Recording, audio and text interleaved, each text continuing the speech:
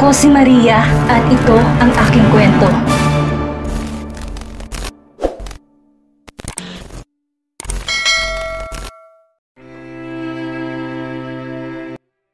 Lucy's POV. Ang bala kong paglilibot sa buong paligid pagkagaling ko ng dining area, hindi na natuloy pa.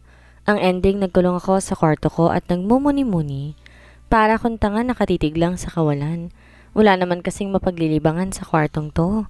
Ang laki nga sana nitong silid pero wala namang kahit malit na telebisyon para naman may mapapanooran ako. Wala rin akong cellphone kaya ang ending, nakahiga ako ng patihaya dito sa kama at tuloy lang nakatitig sa kisame. Parang di ko yata matatagalan ang ganitong klaseng sitwasyon. Ano bang po pwedeng gawin sa bahay na to? Kakausapin ko na lang kaya si Corton para maging isa sa mga kasambahay dito? Para naman may pagkakaabalahan ako, tapos kikita pa ako. Di naman kasi pwedeng habang buhay niya akong buburuhin dito. Ano ba kasing papel ko sa buhay niya? Hanggang ngayon wala pa rin siyang nilalatag sa akin na regulations. Basta, asawa niya raw ako at palagi ko naririnig sa kanya na tinatawag niya akong misis. Minsan naman sweetheart, ang gulo niya. Nasa malalim akong pag-iisip nang marinig ko ang mahinang katok sa pintuan ng kwarto. Tinatamad akong napasulip doon bago nagsalita.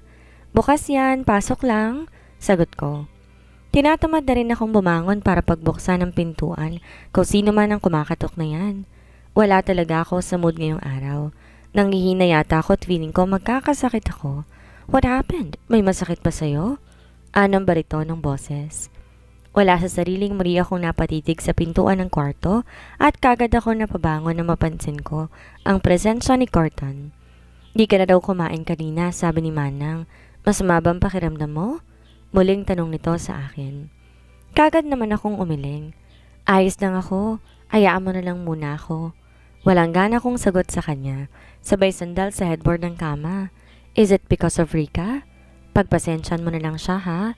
Maarte lang talagang babaeng yun pero huwag mo nang pansinin. Sagot nito. Muli akong umiling. Hindi tungkol sa kanya. Nakalimutan ko na nga mga nangyari kanina kaya huwag mo nang ipaalala. Bakas na ang inis na boses kong sagot sa kanya. Para kasing gusto ko muna mapag-isa eh. Really? So bakit ka nagmumukmok sa kwartong to? Tanong nito. Wala sa sariling napatitig ako sa kanya. Bakit? Bawal ba? May gusto ka bang ipagawa sa akin? Tanong ko. Narinig ko ang mahina nitong pagtawa sabay upo sa gilid ng kama. Magbihis ka, lalabas tayo. Sagot nito. Wala sa sariling napatuwid ako ng upo. Para kasing musika sa pandinig ko ang sinabi niyang lalabas daw kami. Pagkakataon ko na to para bumalik ang gana ko sa buhay. Baka bored lang ako kaya nanghihina ako ngayon. Lalabas? Saan tayo pupunta? Excited kong tanong sa kanya. Tumayo ito at mabilis na naglakad patungong pintuan. Malalaman mo mamaya. Magbihis ka na maayos-ayos na damit ha. Huwag puro pantulog ang isusuot mo. Sagot nito. Di ko tuloy mapigilan pa ang sarili ko na mapaesmid. Ano naman isusuot ko? Wala akong damit. Sagot ko. Talagang nilakipan ko pa ng lungkot ang boses ko para kapanipaniwala. Wala kang damit? Di mo gusto ang mga damit na nasa walk-in closet mo? Nagtataka nitong tanong. Sa sinabi niya, mabilis akong napababa ng kama. Kagad na naglakad papalapit sa kanya. Para sa akin ba mga yon? Shocks? Bakit di mo sinabi kaagad? Tanong ko. Kanino bang kwarto to? Sino bang nandito? Tanong nito. Pambihira o or hindi lang naman ay sasagot niya. Dami niya pang tanong. Hindi nga. Akin na talaga yung mga damit na nakikita ko sa walk-in closet. Wala nang bawian ha? Nangingiti kong tanong sa kanya. Ang natutulog kong dugo kanina himalang biglang nabuhay. Para akong nanalo sa loto sa klase ng pagkakangiti ko ngayon. Ang gaganda ng mga damit na yon at kanina pang nangangati ang mga kamay ko para pakialaman ng mga yon. Yes, Mrs. Kaya mag-ayos ka na para makaalis na tayo. Lahat na nakikita mo sa kwartong to para sa'yo, kaya pwede mong gamitin at lahat na nakikita mo mga pagkain sa dining table, pwede mo ring lantakan hanggat gusto mo. Basta maging mabait ka lang, okay? Sagot nito sa akin. At marahan pa akong pinisil sa ilong ko. Bago to mabilis na lumabas ng kwarto. Naiwan naman akong ilang saglit na tulang lang nakatitig sa pintong nilabasan niya. Di ko siya maintindihan. Simpleng gesture mula sa kanya pero parang may kakaiba ako nararamdaman para sa sarili ko. Tsaka ang pagtawag niya sa akin ng misis, aaminin ko na parang kinikilig ako. Hindi kaya crush na ako ni Cordon, kaya ang bait ng pakikitungo niya sa akin. Kaya nga siguro ko dinala dito sa malaki niyang bahay para gawin akong prinsesa niya. Sa isiping yon, parang gusto ko na naman kutusan ang sarili ko. Nagdi-dreaming na naman ako. Nangangarap sa isang bagay na imposibleng mangyari. Nandito ako sa bahay na ito dahil sa kontratang pinirmahan ko at wala nang iba. Dahil excited akong lumabas, mabilis na akong naligo. Ayokong paghintayin na matagal si Corton, baka mainip at bawiin niya ang pangako niyang lalabas daw kami. Pagkakataon ko na to para makita kung gaano ba talaga kaganda ang Maynila. Wala na akong time para ma-appreciate ang mga bagong damit sa walk-in closet, kaya't ang unang nahagip ng mga mata ko, iyon na din ang sinuot ko. Isang maong pants at kulay puting crop top. Pinaresan ko yun ng puting rubber shoes at nilugay ko na lang din ang mahaba kong buhok. Naglagay ng konting makeup at lipstick. Umikot-ikot pa sa harap ng salamin habang ngiti-ngiti ako. Na masiguro kung maayos ng lahat, nagmamadali akong lumabas ng kwarto. Halos takbuhin ko na nga ang hagdan pababa. Wala lang, excited ako eh. Lucy, dahan-dahan, baka mahulog ka. Boses ni Corton ang narinig ko pero di ko pinakinggan. Tuluyan ako nakababa ng hagdan samantala, mabilis din ang hakbang niya pababa. Nakasunod lang pala siya sa akin nang di ko man lang namalayan. What are you doing? Hindi ka nag-iingat? Paano kung nahulog ka? Boses ni Corton ang umalingaw sa buong paligid, habang mabilis ang hakbang nito pababa ng hagdan. Pagkababa niya, mabilis ako nilapitan at hinawakan sa braso. Alam mo ba kung gaano kadelikadong ginawa mo? Paano kung nadulas ka at aksidenteng nahulog at mabalian ka, ha? Ano na lang ang mangyayari sa'yo? Galit pa rin na wika nito. Feeling ko nga anak niya ako na pinapagalitan niya. Grabe pala talagang pagka-istrikto ng taong to. Ang laki ng problema niya. Kay liit na bagay ginagawang issue. Di siguro mahal ng nanay niya. Pati pagbaba ng hagdan pinoproblema niya. Ano ngayon kung nahulog na ako? Eh di ako naman ang may bukol at hindi siya. Ako mapipilayan at hindi siya at kung umasta siya ngayon, akala mo aping-api siya. Corton, ayos lang ako. Walang dapat ipag-alala dahil magaling ako kung pagbaba at pagkakit ng hagdan ng pag-uusapan. Mahinahon kong sagot para tumigil na siya. Ayoko siyang patulan dahil excited akong lumabas ngayon. Baka maudlot pa ang paglabas namin kung sasagot-sagutin ko siya eh. Ang gwapo pa naman niyang tingnan sa suot niya. Lalaking lalaki. Huwag mo nang uulitin yon, ha? Mag-ingat ka sa pagbaba ng hagdan sa susunod dahil ang disgrasya nasa paligid lang. Nahihimigan ko pa rin ang inis sa boses niya habang sinasabi ang katagang iyon. Sorry na. Okay, sa susunod, di na ako tatakbo pababa ng hagdan. Gagapang na lang ako para sure na safe ako. Pabiro kong sagot sa kanya. Kaagad namang nagbago ekspresyon ng kanyang mukha. Parang natatawa na ito at pinipigilan niya lang. Ang kulit talaga. Narinig kong bulong niya at mabilis nung naglakad papaalis. Mabilis din akong sumunod sa kanya. Mahirap na baka bigla na lang niya akong iwan. Sayang pormahan ko kung nagkataon. Pagkakataon ko na rin to para makapasyal ng libre. Yan ang sasakyan natin? Nagtataka kong tanong kay Corton pagdating namin ng kotse. Kakaiba kasi ang kotse na nasa harapan namin. Parang laruan at astig ang design. Kung di ako nagkakamali, ito ang tinatawag nilang sports car. Kulay silver at mukhang bagong-bago pa. Sakay na. Imbes sagutin niya ang tanong ko, binuksan niya ang pintuan ng kotse. Kagad din akong sumakay. Nagsusungit pa rin. Mukhang di pa siya nakamove on tungkol sa pagbaba ng hagdan. Pagsakay ko, siya rin nagkabit ng seatbelt ko. Di ako marunong eh. Ito rin ang unang pagkakataon nakita ko siya magdadrive ng kotse. Saan nga pala tayo pupunta? Palabas na ng gate ang kotse nang muli ako nagsalita. Nakakailang kasi ang katahimikan sa pagitan naming dalawa. Di na ako sanay. Saan mo ba gusto? May preferred na lugar ka bang gustong puntahan? Sagot nito at di ko naman maiwasan na mapasimangot. Malay ko ba sa lugar na to? Di ko nga alam kung nasan kami. Basta mga malalaking bahay ang nakikita kong nadaraanan namin. Halos kasing laki rin ang bahay ni Corton. Kung ganon mukhang mayayaman ang mga kapitbahay niya, kagaya niya. Hindi ko rin alam. Ikaw na ang bahala pero gusto ko sana sa malalaking malls.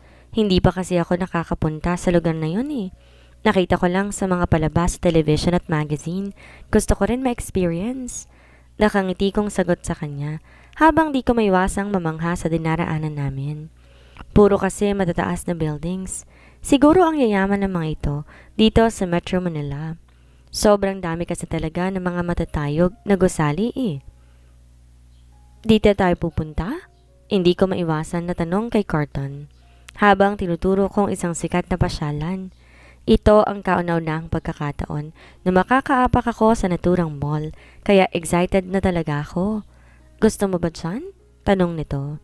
Masaya naman akong tumango. Syempre naman. Diyan na lang tayo.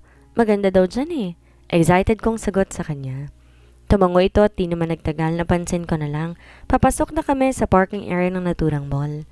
Maayos lang siyang nagpark at tinanggalan niya muna ako ng seatbelt bago siya mabilis bumaba ng kotse. Inintay ko lang pagbuksan niya ako ng pintuan bago ko bumaba. Pagkababa ko ng kotse, hindi mawala-wala ang ngiti sa labi ko habang nililibot ko ang tingin sa paligid.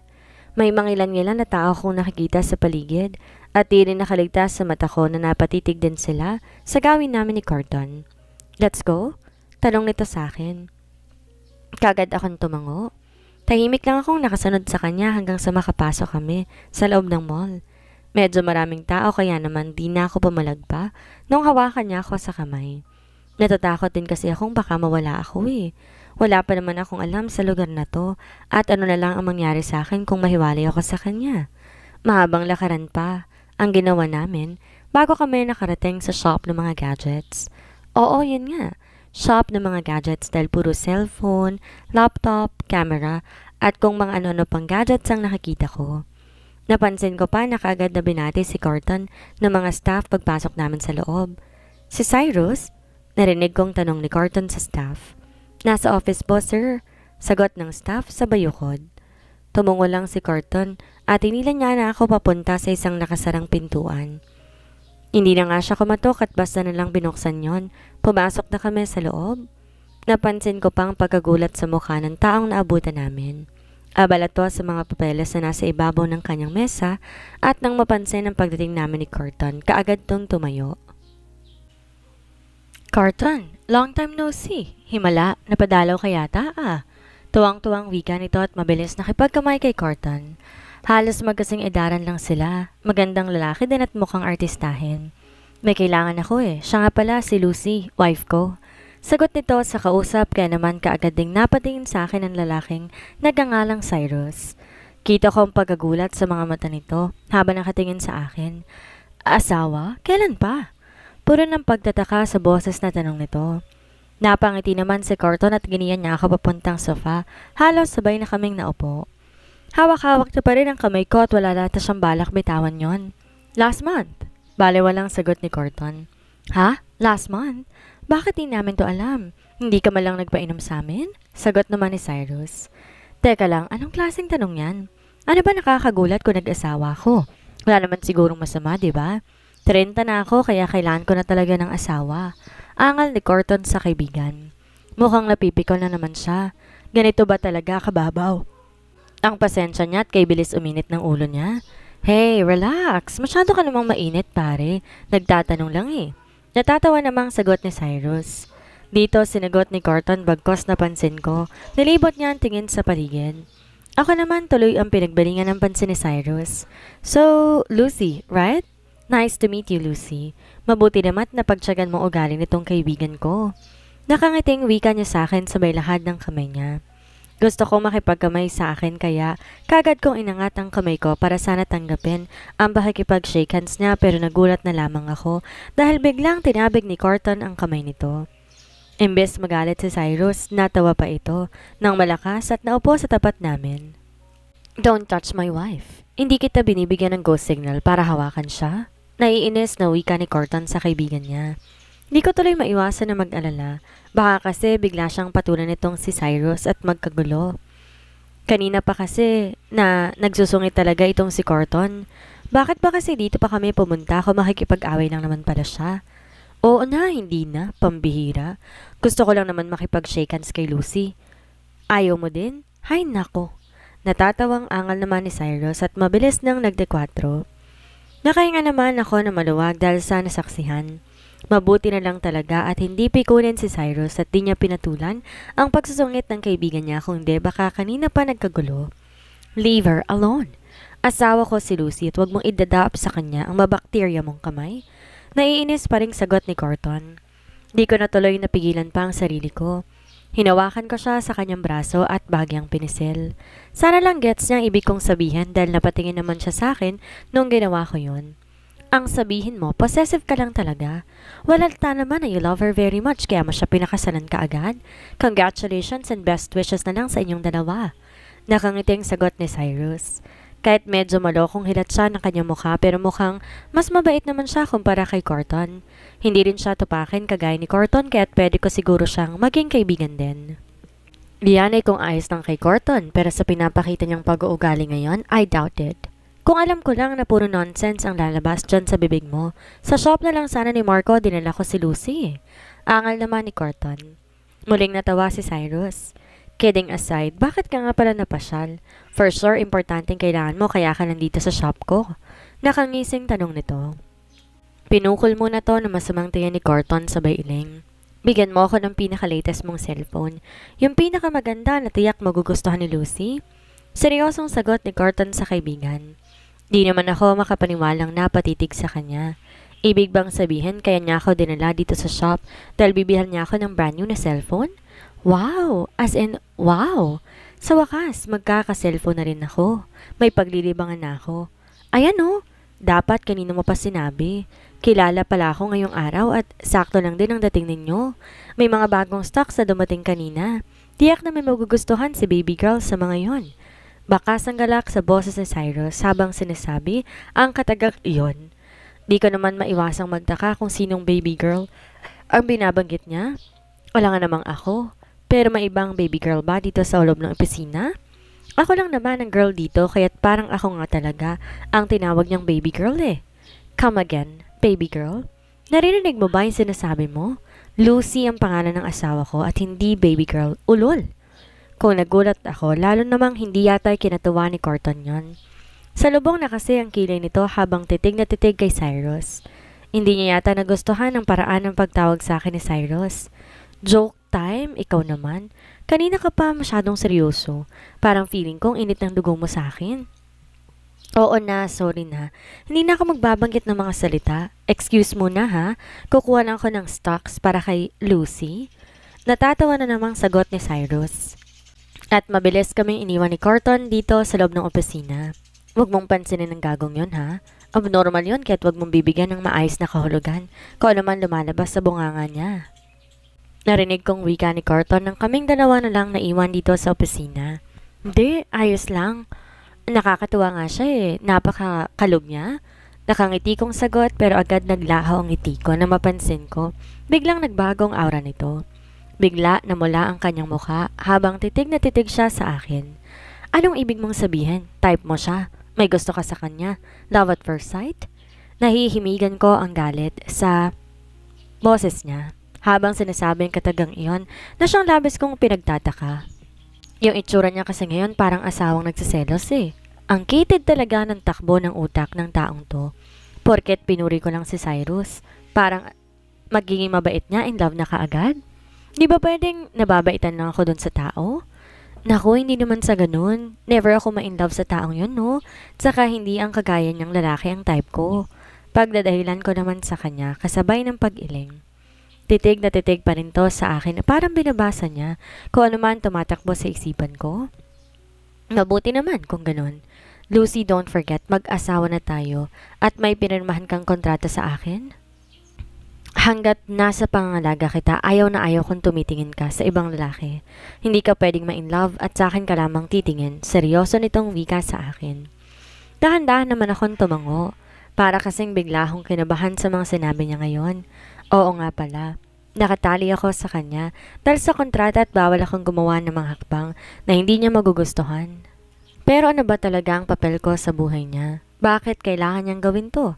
Bakit kailangan niya pa ako ipakilala sa lahat na asawa niya, gayong marami namang mga babae dyan na nagkakandara pa sa kanya? Hindi mo na kailangan pang ipaalala dahil alam ko na yan. Pero ano nga ulit ang mga rules mo? Tsaka ano nga ba pala ang papel ko sa buhay mo? Bakit ako ang napili mo? Kunwari, seryosong tanong ko sa kanya kahit ang totoo, kinakabahan na ako. Kapag ganitong seryoso siya, hindi ko rin mapigilan ang sarili ko na makaramdam ng kaunting takot sa kanya. Malalaman mo rin yan sa mga susunod na araw. Sagot nito at mabilis na nag-iwas na ng tingin. Di ko naman napigilan ang sarili kong mapaismid.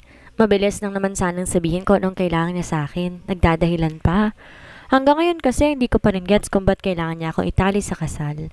Parang gusto ko lang tuloy isipin na masyado lang siyang nagagandahan sa akin at ayaw niyang maligawan ako ng iba. Lalo na ng half-brother niyang si Aldrin. Ang gulo ng taong to. Well, may magagawa ba ako? Wala naman, 'di ba? Hawak niya na ako at pwede niyang gawin lahat ng gusto niyang gawin sa akin. Ganun pa man, magpapasalamat pa rin ako sa kanya dahil di siya nagtangkang gawan ako ng masama. Di ko rin talaga inaasahan na maging ganito kaganda ang pakikitungo niya sa akin. Nagtangka pa akong takasan siya tapos magiging maayos din naman pala ang buhay ko sa poder niya. Here I am, bro. Ito na ang cellphone ng asawa mong si Lucy. Sabay pa kaming napalingon ni Carton nang biglang pumasok sa loob ng opisina si Cyrus. Bitbit niya ang cellphone na gustong bilhin para sa akin ni Carton kaya hindi ko na napigilan ang pagguhit na masayang ngiti sa labi ko. Nilapag yon ni Cyrus sa mesa at nakangiting hinarap si Carton sabay lahad ng kamay. 185,000 pesos. Cash? Debit card or credit card? Nakangiting wika pa nito kay Carton. Nagulat naman ako sa presyo ng sinabi niya. 185,000? Grabe, ang mahal naman pala ng cellphone na to. Ayos sa akin na mamurahin dahil ayoko nang dagdagan pa ang utang ko kay Carton. Lalong lalaki yung utang na loob ko nito sa kanya eh. Lalong magsisiga-sigaan ito sa akin at lalo siyang magiging dominant nito. Lalo nang walang dahilan para sawayin ko siya. Nako, Carton, pwede bang wag na lang yan? Yung mura na lang sana eh. Di ko maiwasang wika na mapansin ko ang paghugot ni Carton sa wallet niya mula sa bulsa. Napatitig naman to sa akin. Di mo gusto ang phone na yan? Bakit? Seryosong tanong nito. Nahihiyang napasulip ako kay Cyrus dahil alam ko gusto niya rin makabenta pero di ko talaga kayang gumamit ng ganyan kamahal na phone. Wala naman. Kaya lang masyadong mahal eh. Kimikong sagot sa kanya. Lucy, wag mong isipin tungkol sa bagay na yan. Bare lang sa asawa mo ang ganyang halaga. Kung may worth 1 million pesos na cellphone, yun na sana ibibigay ko sa'yo eh. Tsaka wag kang pumayag na tripin ka niya, no? Maraming pera yan. Natatawang sabat naman ni Cyrus na kaagad namang pinukol na masamang tingin ni Carton. Shut up, dude. Ang daldal nito kahit kailan. Ines na ines sa saway ni Carton sa kanyang kaibigan. Natawa naman si Cyrus sabay abot sa debit card ni Carton. Enjoy your new phone, Lucy. Pwede mo nang buksan at gamitin. Wika nito sabay kindat at mabilis siyang lumabas ng opisina. Naiwan naman kaming dalawa ni Carton na di ko naman malaman kung ano ang gagawin ko. What are you waiting for? Buksan mo na. Wika nito sa akin. Regalo ba to or utang? Di ko naman mapigilang tanong sa kanya. Napansin ko ang pag-arko ng labi nito na para bang pinipigilan niya ako patawa. Bakit? May capacity ka bang mabayaran sa akin ng phone na yan? Tanong nito. Di ko naman mapigilang mapasimangot. Kaya nga ayokong tanggapin dahil masyadong mahal at di ko kayang bayaran. Hanggat di ako makakatapos sa pag-aaral, hindi ko talaga kayang bayaran ang phone na yan. Malungkot kong sagot. No return, no exchange ang phone na yan at sa pagkakataong to, kaltas na yan sa account ko ng Cyrus na yon. Wala ka na magagawa kundi buksan at gamitin ang phone na yan. Sagot ito sabay dampot ng box na nasa mesa. Tahimik ko lang siyang pinapanood habang binubuksan niya yon. Noon tumambad sa mata ko ang naturang phone at di ko na mapigilan ang mapa. Wow! Parang tulad din yata ng gamit niyang cellphone na nahiram ko pa nga kahapon habang nasa biyahe kami. Here, do whatever you want. Don't worry. Gift ko sa'yo yan at di mo na kailangan bayaran. Muling wika nito sabay abot sa akin ng cellphone. Di ko naman maiwasang mapangiti dahil sa sinabi niya. Ang swerte ko pa rin pala kung ganun. Talaga, gift ng walang bawian ha? Ang bait mo pala eh. Thank you asawa ko.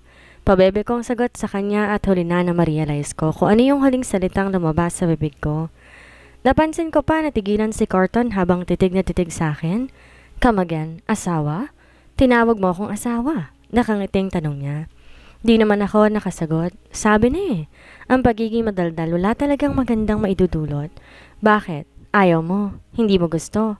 Nagtataka kong tanong sa kanya habang kunwari sinisipat ko ng tingin ang hawak ko ng cellphone.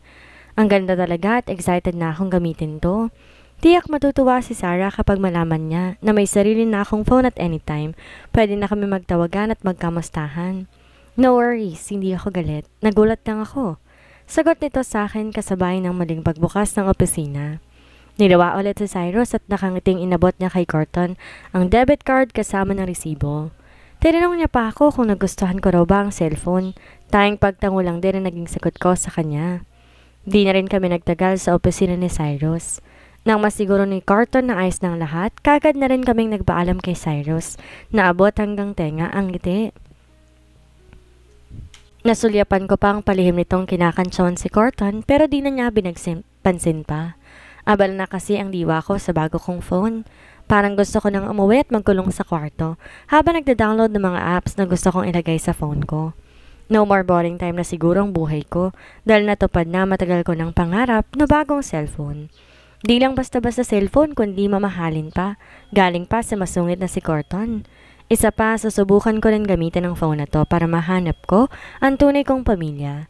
Yun nga lang, di ko alam kung paano mag-uumpisa dahil wala naman din akong ideya kung sino sila.